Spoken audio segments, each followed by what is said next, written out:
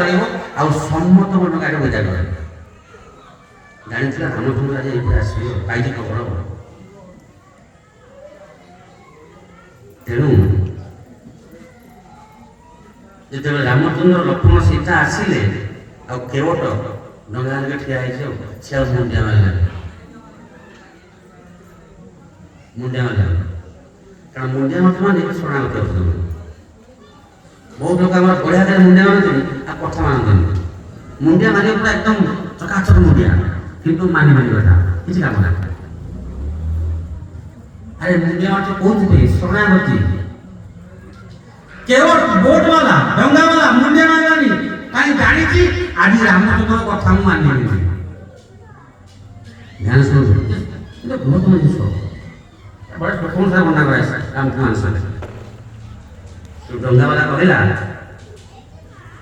ଆଉ ଆପଣ ଯିବେ ସେପଟକୁ, ମୁଁ ନେବିନି ଆପଣଙ୍କୁ। କାହିଁକି? ମୁଁ ପାଇଛି ଖବର ଅହଲ୍ୟାକୁ ଆପଣ ଗୋଡ଼ ପିଇଥିଲେ, ସେ ନାରୀ ହେଇଗଲା। ମୋ ଡଙ୍ଗା ନାରୀ ହେଇଯିବ, ମୋର ଗୋଟେ ସ୍ତ୍ରୀ ଅଛି ଅଲରେଡ଼ି, ଘରେ ମୋର ସ୍ତ୍ରୀ ଅଛି, ଆଉ ଗୋଟେ ସ୍ତ୍ରୀ କ'ଣ କରିବି? ତେଣୁ ସେ ଆଣିଥିଲା, ଆଜି ମାନିବନି ସେ। ତେଣୁ ସେ ମୁଣ୍ଡିଆ ମାରିଲାନି। ଧ୍ୟାନ ଶୁଣନ୍ତୁ। ତେଣୁ ଯେତେବେଳେ ରାମଚନ୍ଦ୍ର ଯାଉଛନ୍ତି ନଦୀ ପାର ହେଇକିରି, ସେଇ ସମୟରେ ସେଇ ଡଙ୍ଗାବାଲା କହୁଛି ଆପଣଙ୍କର ଯୋଉ ଅହଲ୍ୟାକୁ ଛୁଇଁଦେଲେ ସେ ନାରୀ ହେଇଗଲା, ମୋ ଡଙ୍ଗା ଯଦି ଆପଣ ଛୁଇଁଦେବେ ନାରୀ ହେଇଯିବ, ମୁଁ ଯୋଡ଼େ ସ୍ତ୍ରୀ କୋଉଠି ବସିବି?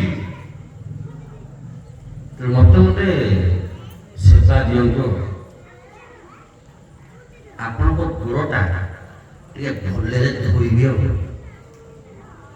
ନିର୍ମଳ ଆକାରରେ, ବୁଝିପାରିଲେ?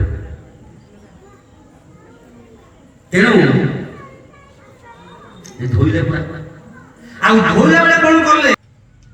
ସେ ଯୋଉ ଆତ୍ମାକୁ ଗାଁ ଲୋକ ଥିଲେ ଡାକିଲେ, ଶୁଣୁଥିଲେ ସବୁ ଆସ ସମସ୍ତ ଧୋଇବା। ମୁଁ ଯଦି ଧୋଇବି ମୋର ଉଦ୍ଧାର ହେଇଯିବ, ମୋ ଗାଁ ଲୋକ ଉଦ୍ଧାର ପାଆନ୍ତୁ।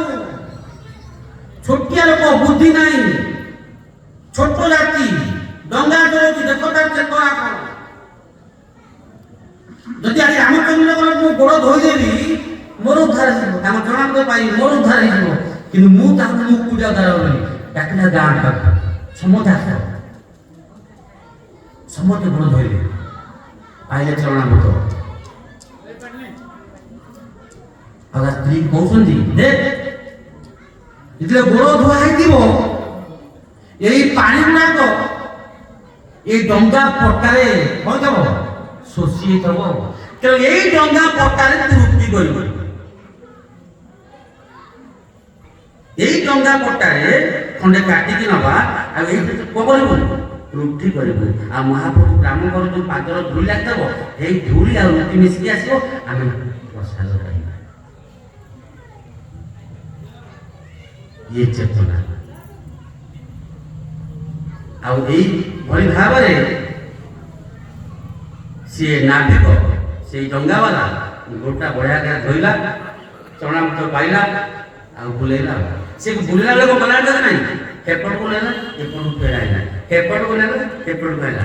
ରାମ କହିଲା, ରେ କଣ ଏବେ ପାର କରୁ ଆମକୁ?